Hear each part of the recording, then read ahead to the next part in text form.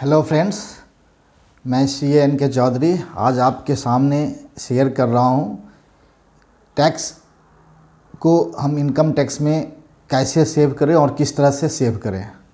जैसा कि अभी ये जो फाइनेंशियल ईयर है 22 और 23, अब उसका एंडिंग 31 मार्च 2023 को होने वाला है।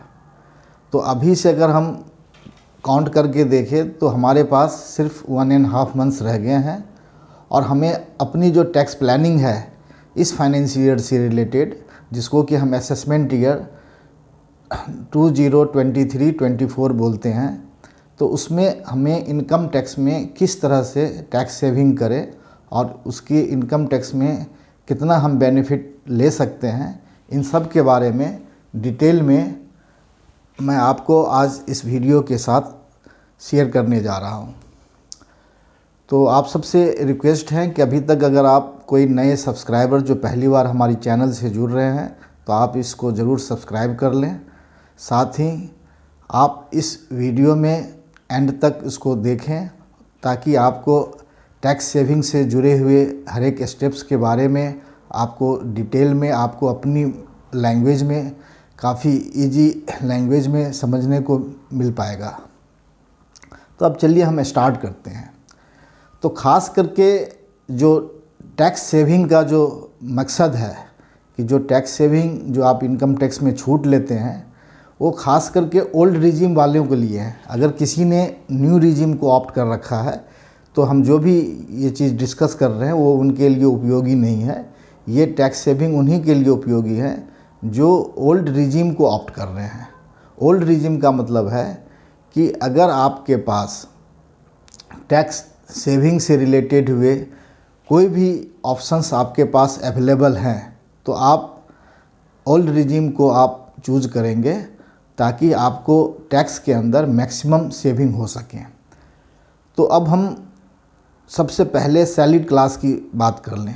सैलरीड क्लास को जो सैलरी मिलती है उसके एम्प्लॉयर के थ्रू, तो उस सैलरी का एक कंपोनेंट होता है जिसको हम बेसिक, HRA, स्पेशल अलावेंस और भी कई तरह के अलावेंसेस, वो डिपेंड करता है कि उनके एम्प्लॉयर ने उनके सैलरी को कितने कंपोनेंट में डिवाइड कर रखा है। तो सबसे पहले आप अपने कंपोनेंट पे एक नज़र डालें और उसमें देखें कि जो भी कंपोनेंट टैक्सेबल नहीं है या जिसमें हमें एक टैक्स छूट मिल सकती है तो उस चीज़ को आप अपने एम्प्लॉयर के थ्रू ही क्लेम करने की कोशिश करें। उसके लिए फॉर्म 12BB होता है, तो आप अपने एम्प्लॉयर से उस चीज़ को डिस्कस करके आप सारी टैक्स एग्जम्पशन से रिलेटेड डॉक्यूमेंट सबमिट करके उनका जो बेनिफिट्स हैं वो एम्प्लॉयर के थ्रू ही ले सकते हैं। जिसमें जो सबसे ज़्यादा जो बेनिफिट लिया जाने वाला है वो है HRA, housing rent allowance. Housing rent के अंदर अगर आप मान लो रेंट पे रह रहे हैं और तो आप HRA क्लेम कर लें और सही क्लेम कर लें ताकि आपका जो भी बेनिफिट्स हैं इसी फाइनेंशियल ईयर में आपको एम्प्लॉयर के थ्रू ही आपको मिल जाएगा, ताकि कोई भी किसी तरह का एक्सेस TDS का सामना ना करना पड़े। उसके अलावा जो दूसरे और भी एग्जम्प्टेड कैटेगरी हैं जो सेक्शन 1014 के अंदर है, वो सारी बेनिफिट्स आप एम्प्लॉयर के थ्रू क्लेम करने की कोशिश करें। फिर भी अगर आप कोई भी क्लेम एम्प्लॉयर के थ्रू नहीं कर पाते हैं एंड तक, और या आपका एम्प्लॉयर कोई भी एग्जम्पशन सही तरीके से नहीं दे पा रहा है, तो आपके पास एक दूसरा विकल्प हमेशा अवेलेबल होगा। वो विकल्प है कि जब भी आप अपनी ITR फाइल करें तो उस टाइम में उन चीज़ों को क्लेम कर सकते हैं। अब जो मैं दूसरा बेनिफिट बताने जा रहा हूँ वो सब के लिए है, चाहे आप सैलरीड क्लास हो, बिजनेसमैन हो, प्रोफेशनल्स हो, वो सब के लिए ये चीज़ें अप्लाई होने जा रही है। तो सबसे पहले आज के डेट में हर कोई कहीं ना कहीं हाउसिंग लोन अवेल किया रहता है। अगर आपने कोई भी हाउसिंग लोन अवेल किया हुआ है रेजिडेंशियल प्रॉपर्टी के लिए, तो उस हाउसिंग लोन के ऊपर आप सेक्शन 24B के अंदर आप इंटरेस्ट क्लेम कर सकते हैं। अब यहाँ पे जो इंटरेस्ट क्लेम करने का जो फॉर्मूला है वो दो तरह का है। एक तो ये तरीका है कि अगर आपने हाउसिंग लोन लिया और आप उसी प्रॉपर्टी में रह रहे हैं जिसको हम सेल्फ ऑक्यूपाइड प्रॉपर्टी बोलते हैं, तो आपको इनकम टैक्स के अकॉर्डिंग आपको मैक्सिमम 2 लाख रुपीज़ का छूट आप ले सकते हैं 24B के अंदर। लेकिन अगर आप मान लो यहीं पे एक जॉइंट ऑनरशिप है तो दोनों जॉइंट ऑनर 2-2 लाख रुपया तक ले सकते हैं। अगर मान लो आपकी टोटल इंटरेस्ट 4 लाख है तो दोनों जॉइंट ऑनर 2-2 लाख रुपए का क्लेम कर सकता है। तो ये तो हो गया आपका 24B के अंदर। साथ ही अगर मान लो किसी ने हाउसिंग लोन ले रखा है और उस प्रॉपर्टी में वो खुद रह नहीं रहा है, वो सेल्फ ऑक्यूपाइड प्रॉपर्टी ना होके वो एक लेट आउट प्रॉपर्टी है, तो लेट आउट प्रॉपर्टी के केस में अगर आपको उस प्रॉपर्टी से जो भी रेंटल इनकम आती है उस रेंटल इनकम पे जितना भी आपका जो है इंटरेस्ट है वो सारा का सारा इंटरेस्ट आप क्लेम कर सकते हैं विदाउट हैविंग एनी अपर कैपिंग। तो एक तो ये बेनिफिट हो गया।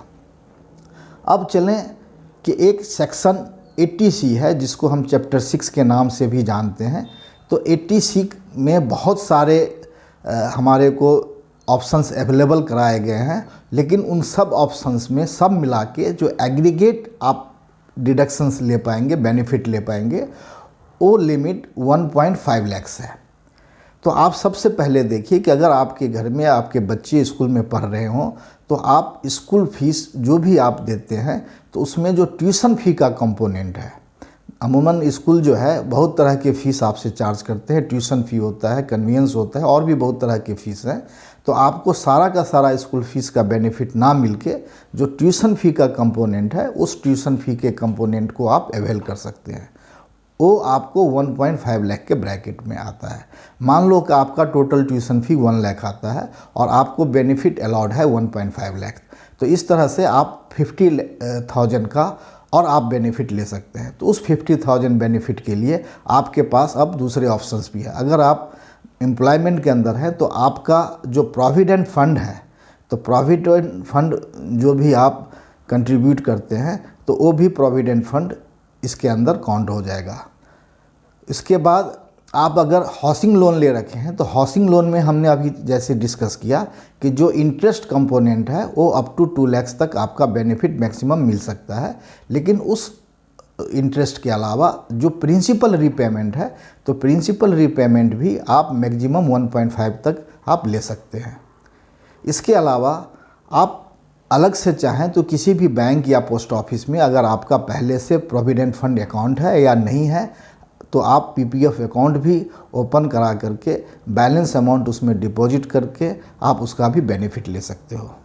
इसके अलावा सबसे जो मोस्ट पॉपुलर स्कीम है एनपीएस, उसमें भी ले सकते हैं। हालांकि हमने एनपीएस के ऊपर में एक बहुत ही डिटेल वीडियो बनाया है जो कि हमारे चैनल पे पहले से ही अपलोडेड है।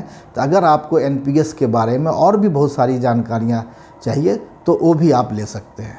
एनपीएस में एक सबसे बड़ा एडवांटेज है कि हमें 80C में जो 1.5 लाख का जो बेनिफिट मिलता है उसके ओवर एंड अबव 50,000 का और बेनिफिट मिल जाएगा।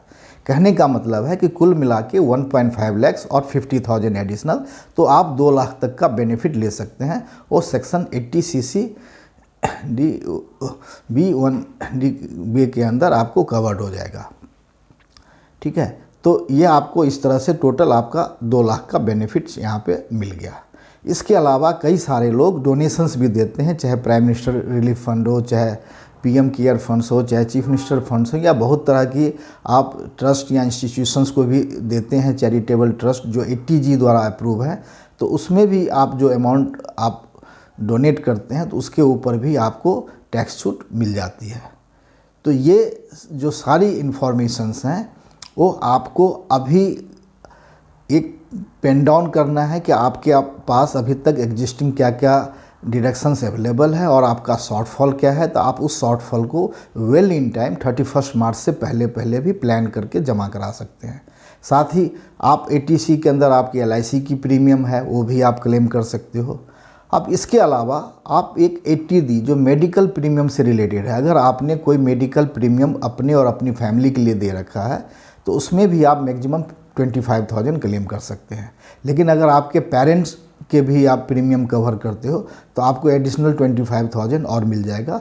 इसका मतलब कुल मिला के आप 50,000 रुपया और आप ले सकते हैं यहाँ पे।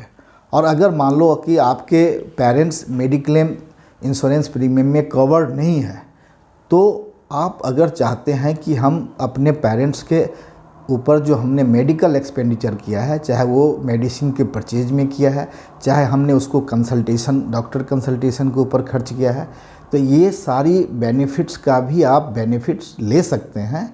इसके लिए आपको उनकी एक प्रॉपर रिसिप्ट्स आपके पास होनी चाहिए, तो वहाँ भी आपको 50,000 का बेनिफिट मिल जाएगा अगर आपके पेरेंट्स सीनियर सिटीजन की कैटेगरी में फॉल करते हैं।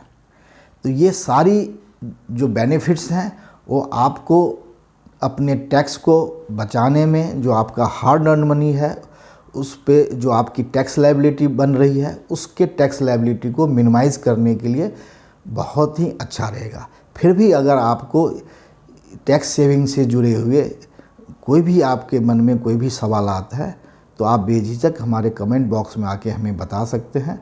हम आपके कमेंट्स का हमारे और हमारी टीम के द्वारा प्रॉपर रिप्लाई दिया जाएगा।